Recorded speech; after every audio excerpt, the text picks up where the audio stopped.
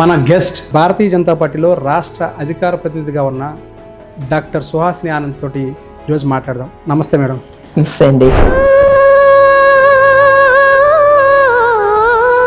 గుర్తున్నాయి మేడం, మీకు బాగా నచ్చింది మీ నాన్నగారికి ఎదురు ఒక 2-3 లైన్లు.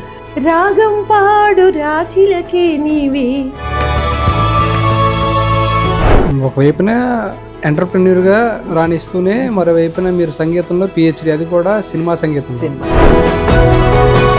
అసలు నాకేం అర్థం కాలేదు. That was my first program అండి.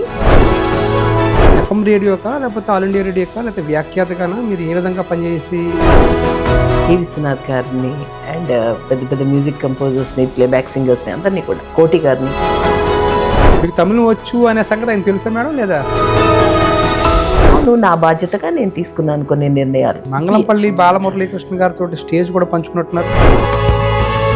లలిత రాగ సుధారస సారం. ఎస్పి బాలసుబ్రహ్మణ్యం గారు, పి సుశీల గారు, వాణి జయరామ్ గారితో కూడా స్టేజ్ పంచుకున్నట్టున్నారు. నిగమాంతవర్ణిత మనోహర రూప నగరాజధరుడా శ్రీనారాయణ.